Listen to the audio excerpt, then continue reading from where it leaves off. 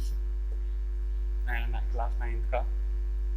तो जिन बच्चों की अब तक कॉपीज़ मेरे पास नहीं आई है फिजिक्स और केमिस्ट्री की, वो इससे पहले जितना मैं वर्क करा चुका हूँ उसकी कॉपी मुझे सबमिट करें वो जल्दी, ठीक है। और जिन बच्चों का हो चुका है उनको सबमिट करने की ज़रूरत नहीं है, ठीक है। नेक्स्ट टॉपिक हम शुरू करते हैं कि वेलोसिटी टाइम ग्राफ, ठीक है। अब तक हमने पढ़ा है कौन सा graph, distance time graph, distance time graph पढ़ा है बेटे हमने, ठीक है। लेकिन अब हम शुरू करते हैं वेलोसिटी टाइम ग्राफ।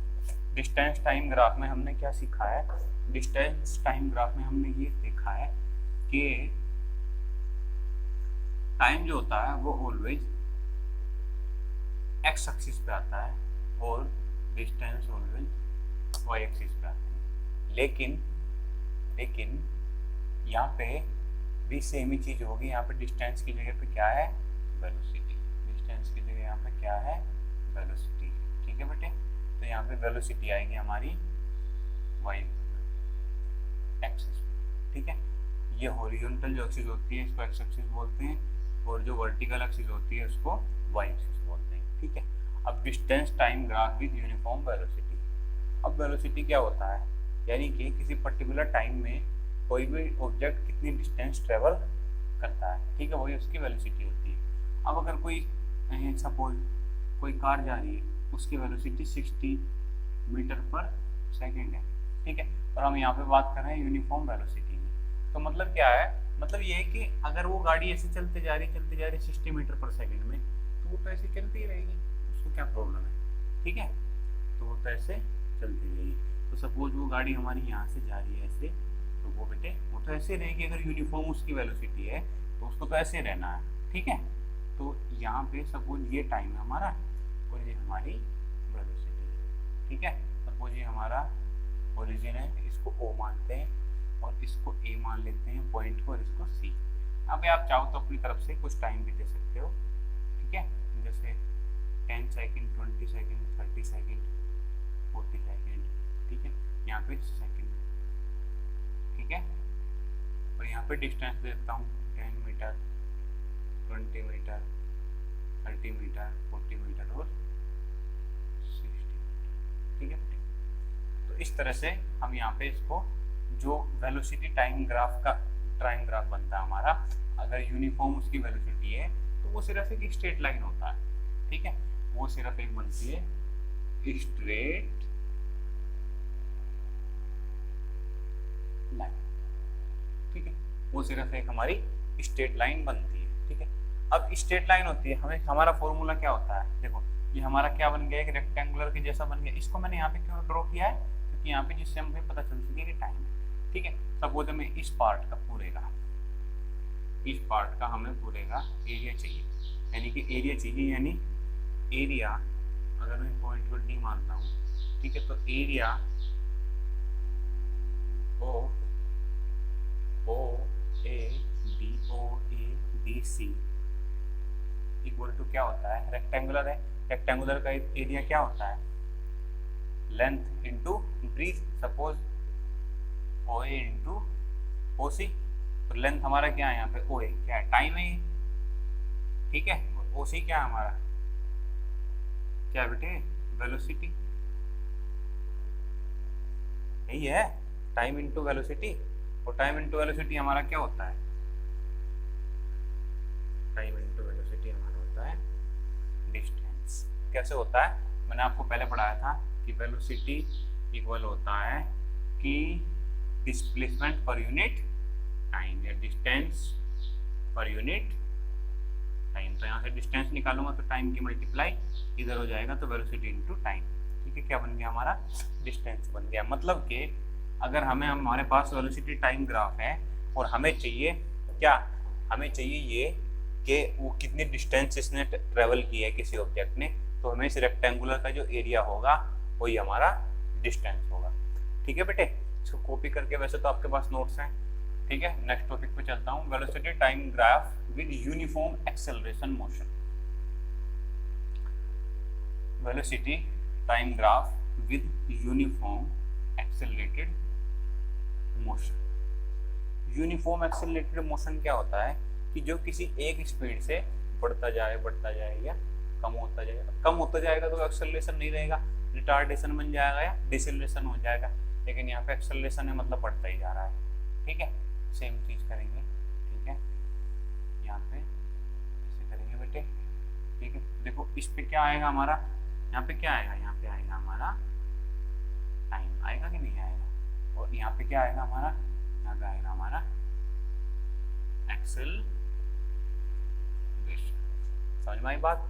ठीक है, इस पॉइंट को क्या मानते हैं, वो मानते हैं। ठीक है, अब इसके बाद इसको कैसे करेंगे हम, इसको ऐसे करेंगे कि हमारा देखो टाइम के साथ एक्सेलरेशन क्या हो रहा है, बढ़ रहा है।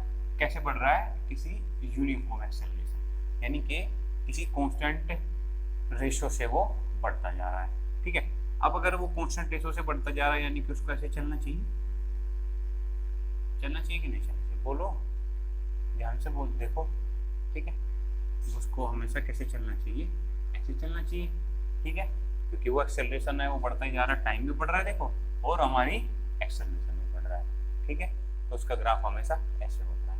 तो अगर मुझे इस पॉइंट से लेके और इस पॉइंट तक, अगर मुझे इस पॉइंट से लेके और इस पॉइंट तक क्या चाहिए, इस पॉइंट से लेके इस पॉइंट तक एक्सेलरेशन चाहिए, तो हम क्या करेंगे, तो हम इन दोनों के बीच में एक्सेलरेशन निकाल लेंगे और हमारा जो इन दोनों के बीच में एक्सेलरेशन होगा वही हमारा क्या आ जाएगा, यहाँ पे क्या आ जाएगा बेटा, वो हमारी वेलोसिटी आ जाएगा। ठीक है बेटे, इसको हम ऐसे कर सकते हैं। ओके,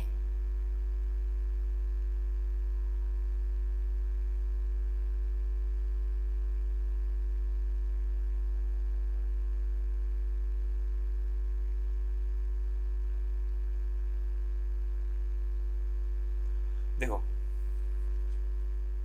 सपोज ये हमारा पॉइंट ओ है, पॉइंट मानते हैं, चलो यहाँ पे इसको P मान लेते हैं, इसको Q मान लेते हैं, इस पॉइंट को P, ये Q।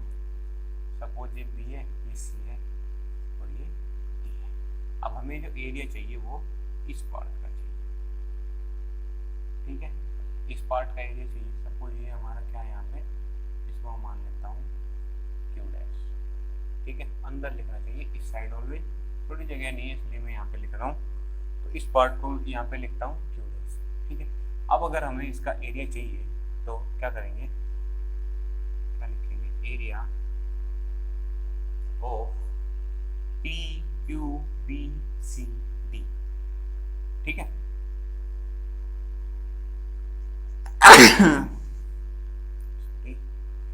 P Q sorry P कैसे लिखें, Q P ऐसे लिखते हैं बेटे, एक साइड पे लेके चलते हैं, Q P B C D।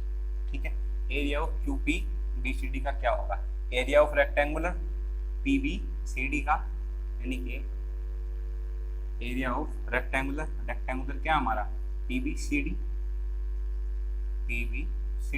Plus area of triangle P Q D, area of triangle P Q D। ठीक है, अब area of P C D क्या होता है, ये तो रेक्टेंगुलर है यानी PB into BC, PB into BC यही होता है। ठीक है, ये तो एरिया ऑफ PBCD का आ गया।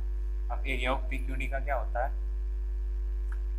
मैथ में आप आगे पढ़ोगे, हाफ इंटू ये distance base into height, half base into height यानी PD इंटू QD।